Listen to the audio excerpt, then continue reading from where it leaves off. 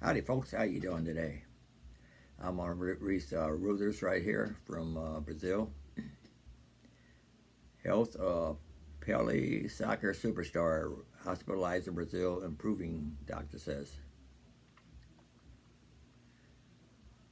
Sao Paulo, Brazilian soccer superstar Pele was showing progressive improvement after the 82-year-old was hospitalized last week to evaluate his treatment for colon cancer, according to a medical report released on Tuesday. Pele was also being treated for a respiratory infection, remained in a regular hospital room with stable vital signs, and was conscious. Medical staff at St. Paulo Albert Einstein Hospital told reporters. One of the greatest footballers at all time, Pele had a tumor removed from his colon in September last year and has been receiving medical care for ailments on a regular basis. The patient continues to show progress and improvement in his general condition, and in particular the respiratory infection, doctor said in a statement. On Monday, Pele took to social media to show his support for Brazil's national team and their World Cup round of 16 match against South Korea, saying he would watch the game from the hospital. The heavily favored Brazilians beat the South Korean squad 4-1 on Monday night to advance to the quarterfinals. During the game, Brazil's players unfurled a banner on the pitch with a photo of the soccer great during his 1970 World Cup win that simply read Pele. The former striker played for Brazil and club sides Santos and the New York Cosmos, helping lead his country to 3 World Cup championships in 1958, 1962, and 1970, a feat no other player has achieved. I'm pretty sure he don't play now, not 82. Okay, here's one here from the Washington Post. Trump organization convicted in New York criminal tax fraud trial. From New York, former President Donald Trump's namesake company was convicted Tuesday of a tax crime committed by 2 of its longtime executives after a Manhattan trial that gave jurors a peek at some of the inner workings at the Trump organization finances. The real estate, hospitality, and golf resort operation headquartered at Trump Tower on Fifth Avenue faces the possibility of a $1.6 million fine. New York Supreme Court jurors began their deliberations midday on Monday. The company was charged with a scheme to defraud, conspiracy, criminal tax fraud, and falsifying business records. Prosecutors built the case largely around longtime Trump Organization Chief Financial Officer Alan Wellensberg, who pleaded guilty in August to 15 counts, including tax fraud, conspiracy, and grand larceny. He was promised a steeply reduced sentence for 5 months in a jail in exchange to testify against the company. He has faced up to 15 years in prison. Now, I tell you, why don't they go into Hunter Biden and Joe Biden cases? Like you think they're goody two shoes? No, you probably find, especially Hunter Biden, he probably so much in debt with the IRS if they actually go all over his records. They will sooner or later. Trust me. Okay, here's one here from NBC News.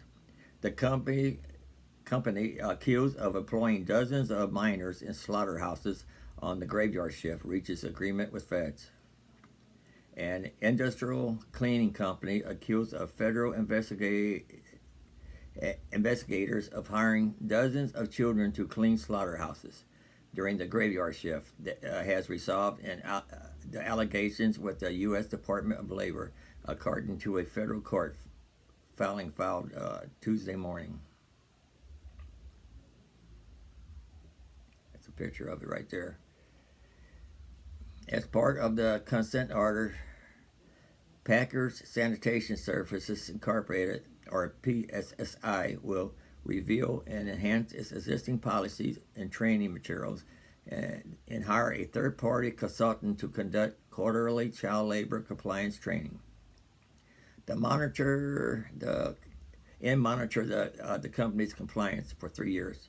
The company will also provide a new child labor provision that its contracts with clients will notify the Department of Labor as to how many employees it terminated as a result of its compliance with child labor laws.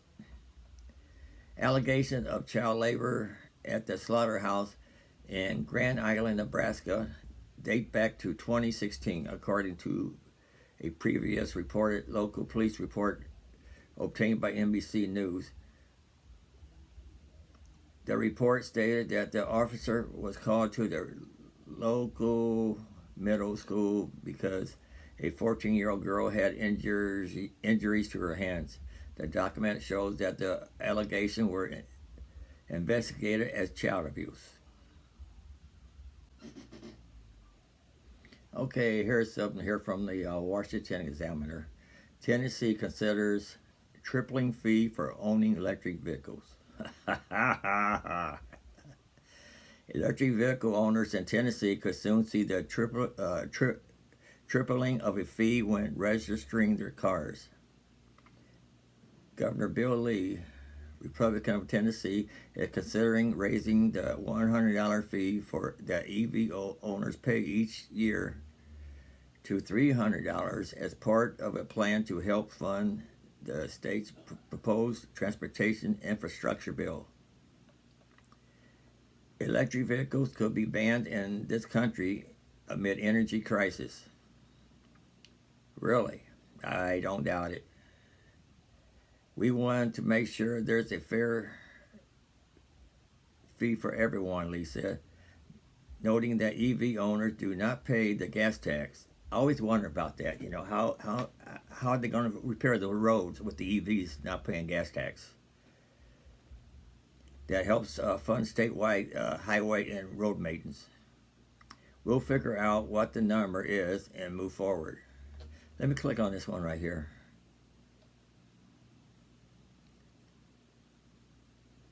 This is from, where's this from? Electrical vehicles, whatever that's called. I don't know about them. It says here, let's see.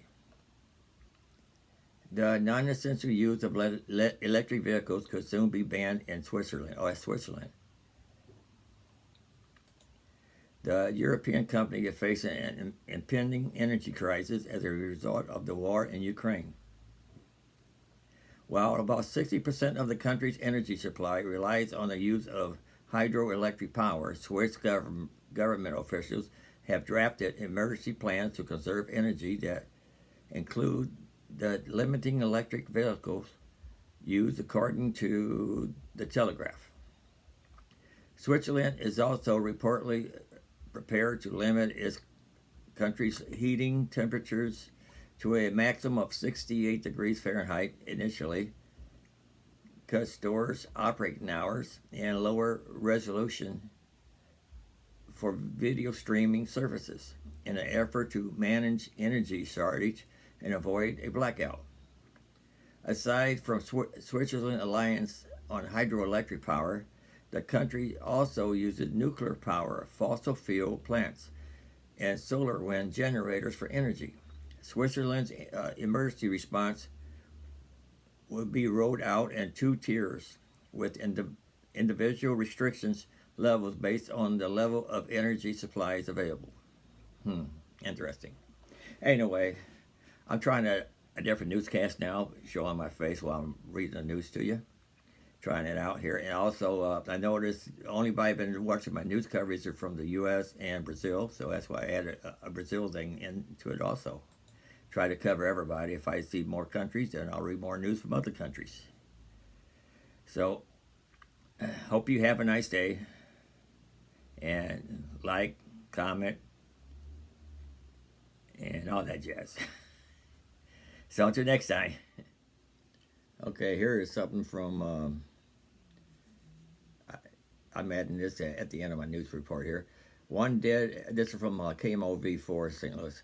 One dead after crane overturned at refinery in Wood River, Illinois. One person died, another was injured when a crane overturned at the Phillips 66 refinery in Wood River, Illinois, late Tuesday morning. Phillips 66 tells News 4 the incident happened around 10:45 a.m. when a mechanical malfunction occurred. A contract employee died, and another contract employee was taken to the local hospital for injuries. The company says a team is working to stabilize the impact of the overturned crane. The deceased was later identified as Chad Captree, 47, of Owensboro, Kentucky. The OSHA is investigating. The victim's identity has not been released. That's all for now, folks. Sorry to hear bad news here.